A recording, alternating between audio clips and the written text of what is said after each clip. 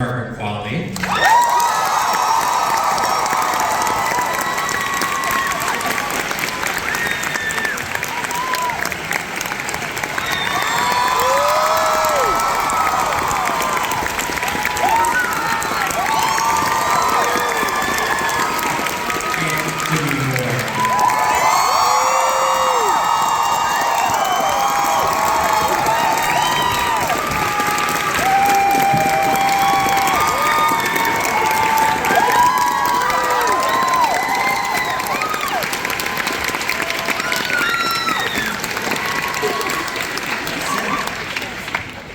Get old, guys? I'm not mad. All right, how are you guys doing? You didn't see the hands, but a number of these people are not seeing this movie for the first time. Okay. Yeah, you've got some repeats. Wow. Quite a few repeats, Impressive. actually. So for those who have just seen it, do you need a little time to process? Yeah. It goes on for a few days. I suppose the way to start is really, how does one react to a script like this? What do you remember at that time when Coralie, the director, sends you the script and you're like, okay. What do you remember about that? Margaret? I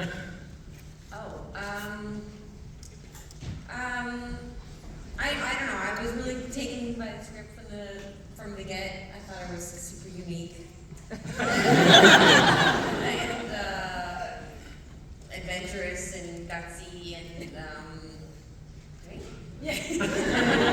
I mean, I said it earlier when we had the chance to be in the Masterclass that, you know, it was very unique. We read a lot of things, and it isn't often that you're that surprised that something that actually has depth and that takes you on a journey that's so unusual.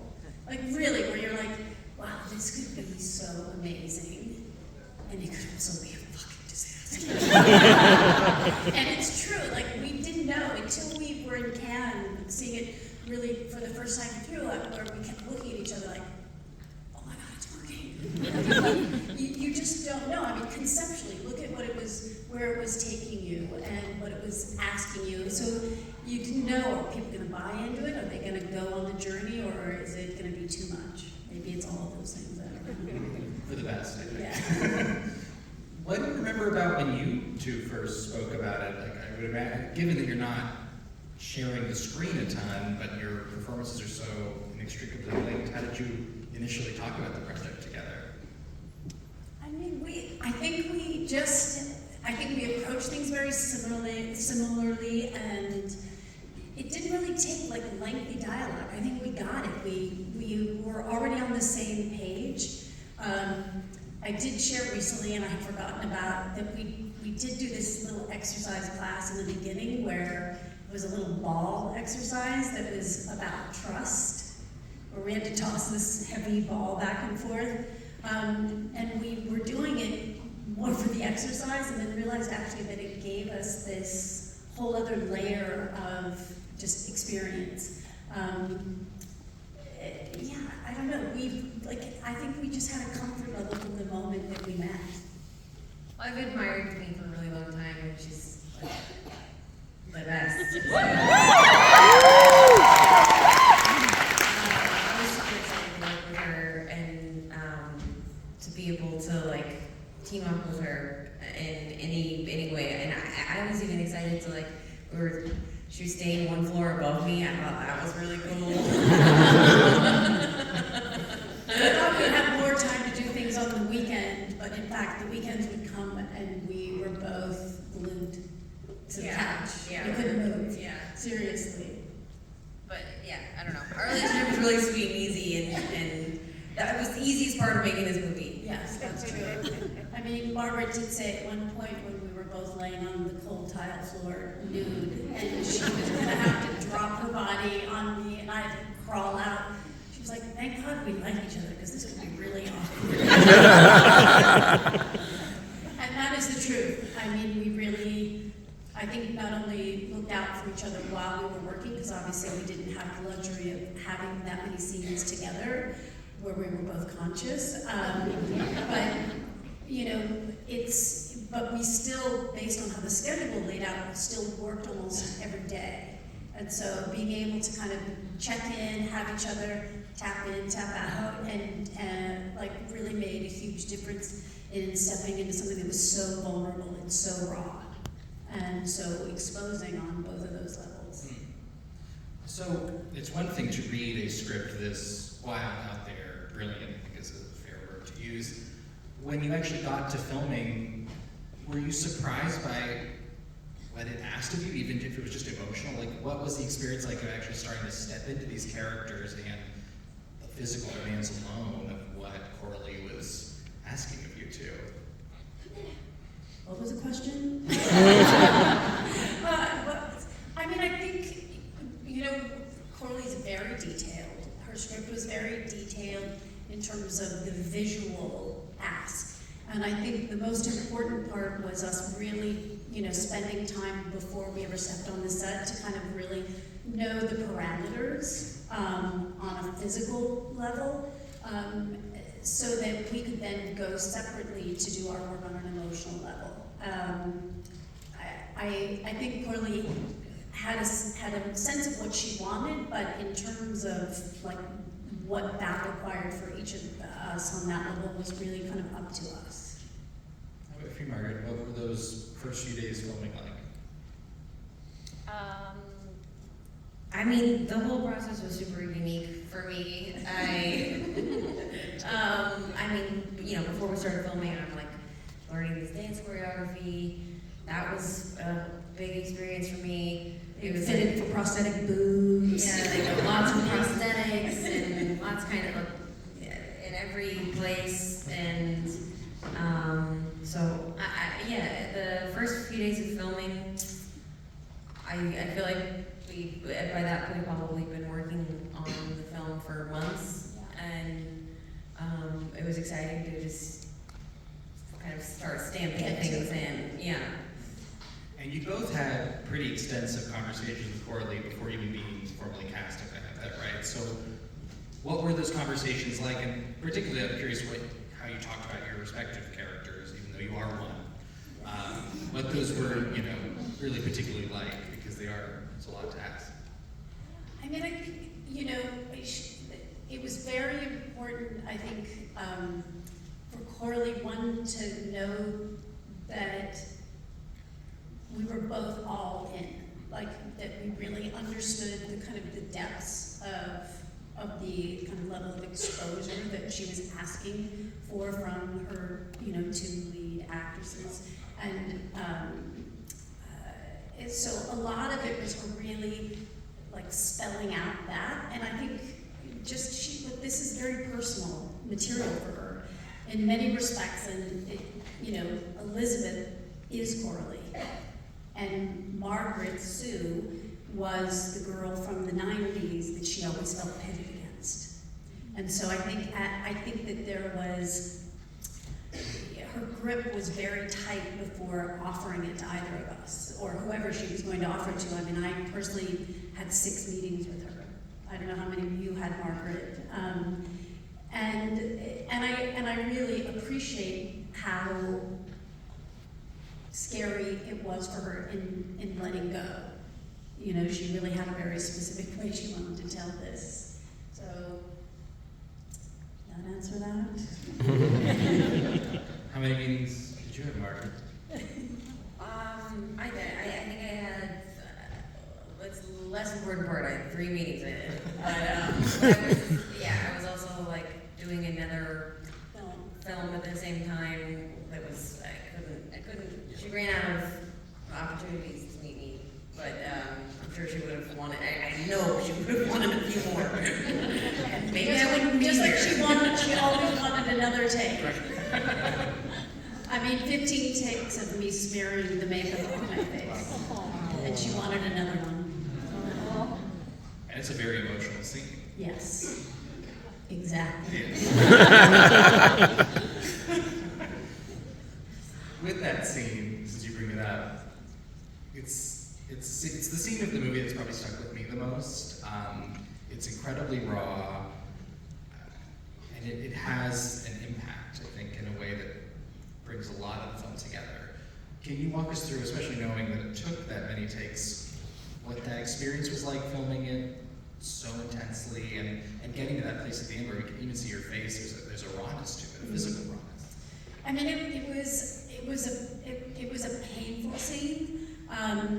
You know, because it's, you know, she's at this crossroads where she's almost has the ability to step out of this self-imposed prison that she's boxed herself into. And in a way, to me, it's the most impactful because it's the most human. I think we've all had that moment of looking at ourselves, trying to make something better, only to make it worse, and then spiraling down into that depth of, hopefully not that horrible self-loathing, but I think it's so relatable because we've all been there in some form or another. You know, shooting it was definitely kind of as painful as it felt. Just to be in that place, and again, it's that kind of odd intimacy that we can have with ourselves, where it's sometimes difficult being with ourselves, having to face ourselves. When I rewatched the movie recently, I was struck by just how much of it takes place in the bathroom, in front of mirrors, where you're both really having to confront yourselves throughout the whole movie. That's got to be a unique kind of acting challenge.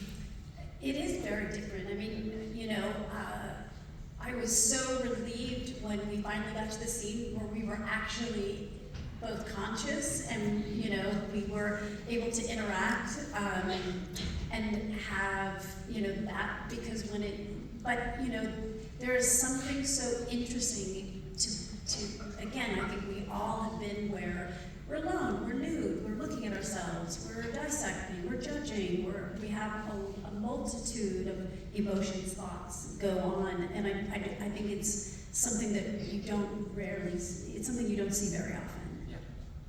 Margaret, I would love to know what those initial choices look like for you as Sue in terms of the dancing and the physicality, because very specific movements, I think, to sell that character.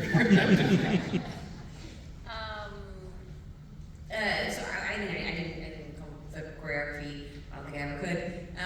But for me, it was one of those experiences. I don't know if anyone has ever experienced this, but when you're like in a dance class and you just want to cry, or you do cry. The director, it was one of my first days there, and I was like learning the choreography, and she was watching, and then I was dancing with all of these professional dancers that all knew the choreography, and they were all teaching it to me. It was like a nightmare. And I was like, oh yeah, that's what, we do this, and then this, and I was sober, and it was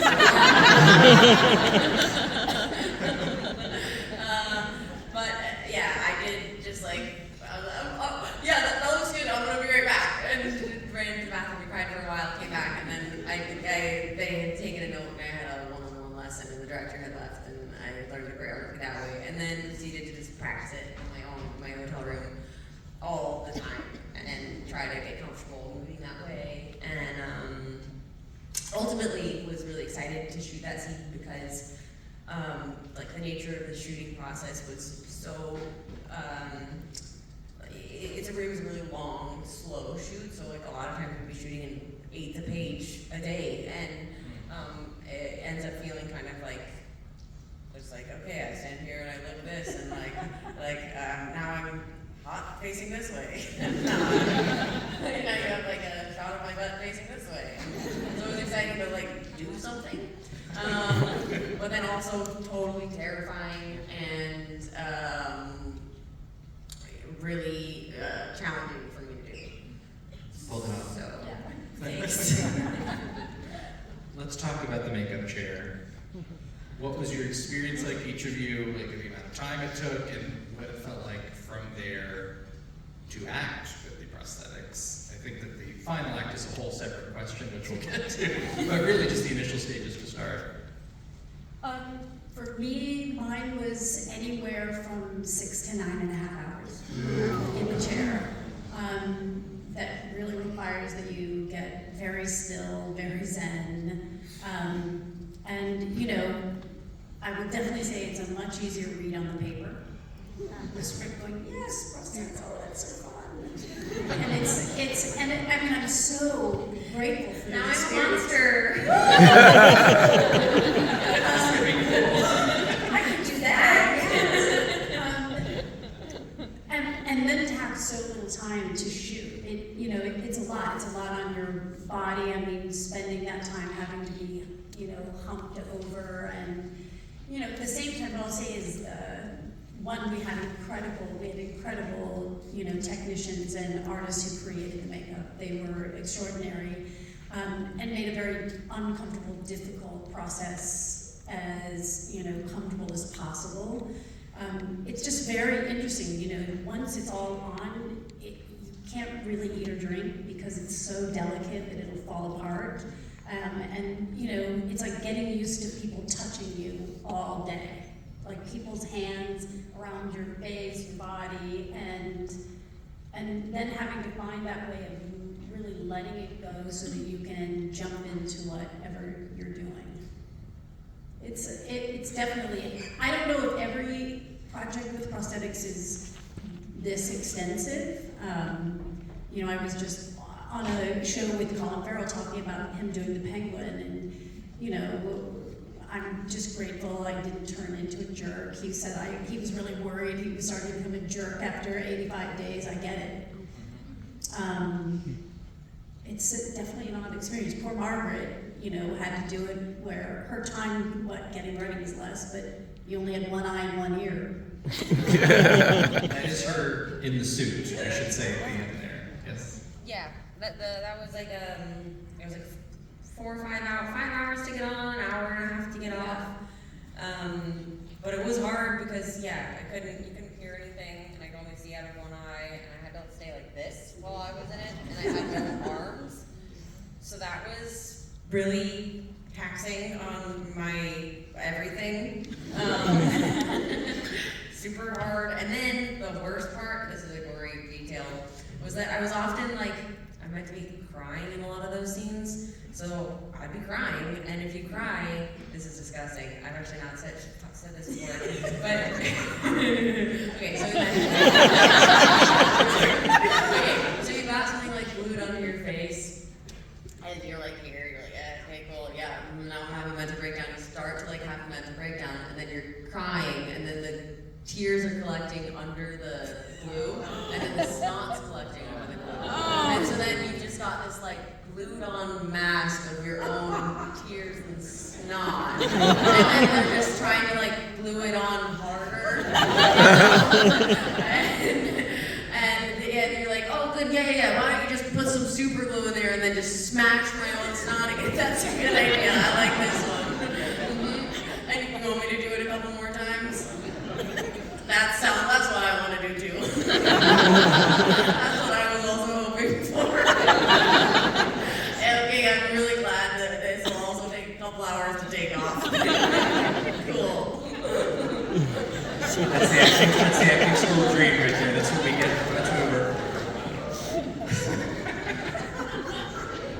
I think the highlight is that she still made Margaret be in the suit when it was my face. Oh, yeah. You don't have a poster of her face on me. I'm still in there. What the hell? That was my week off. You just left your face. Literally, that was my 1 week off. It was that week with the blood, which was 30 gallons, by the way. Wow. 30 gallons that the director herself wanted to operate with a fire hose. I'm looking at the faces sometimes watching It was the a film. theater not dissimilar to this. Yeah, literally just like this with the pool. I think she was acting out maybe some of her aggression.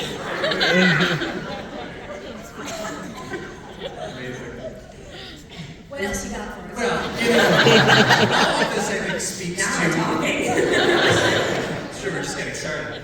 All of this speaks to, I think, the unique brilliance of Coralie. This is a movie that's extremely practical.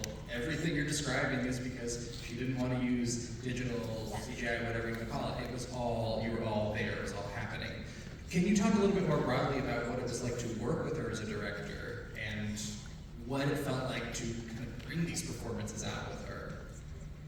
What's interesting, you know, is that, again, she's a very visual director. She's already really seen how she wanted it, you know, to be with the colors, the sound design, which is incredible. It's really, as an actor, what was sometimes challenging is, you know, kind of the normal progression is somebody likes to start with a master shot, a wide. Everyone kind of figures out what they're doing, will have spatial awareness. Coralie often like to start here, where you're like, I don't know what am I doing, where am I going?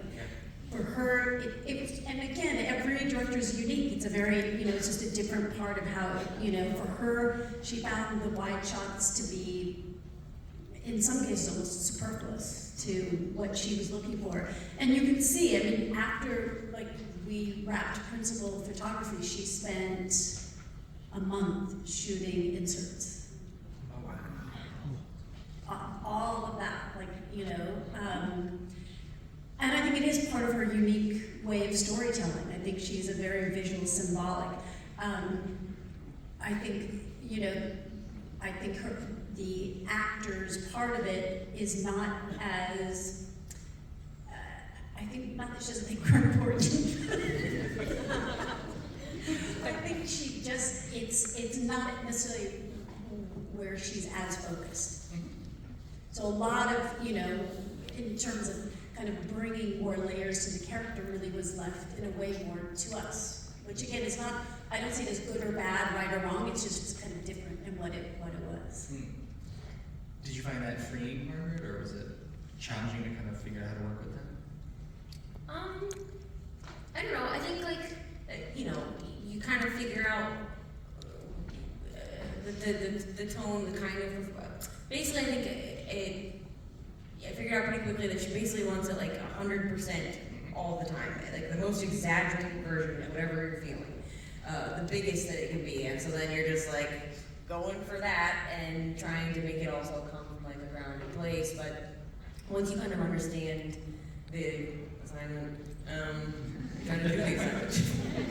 But I think to Coralie's credit, I think that she chose actors that she knew from taking so much time with us beforehand to be able to deliver that level of humanity so that it didn't become like two-dimensional or cardboard cutouts. She knew what she wanted. Yeah. So as we opened, there's a lot of fans of this movie out there. It's performed extremely well since its release. How have you both observed the life of this movie? Have you gotten to watch it with audiences? Like, what has this experience been like, this ride? It's really been awe-inspiring, especially knowing that, I mean, look, it's entertaining, it's a visceral experience, but that also the message is translating. Because then it feels like that we're a part of something where we're, you know, possibly laying down a few pieces of that pavement leading towards a cultural shift, mainly in how we are holding ourselves. And that's, I had a moment on an airplane where a flight attendant, a young gentleman, came up and was thanking me for looking and changing how he was looking at his own life, things that he had been doing that were so harsh and judgmental. And he said, and I realized I just need to be a little nicer to myself. Mm-hmm. And it just so deeply resonated with, you know, you can only hope that something like that might happen, that we could all come together in that way and actually bring about a cultural shift.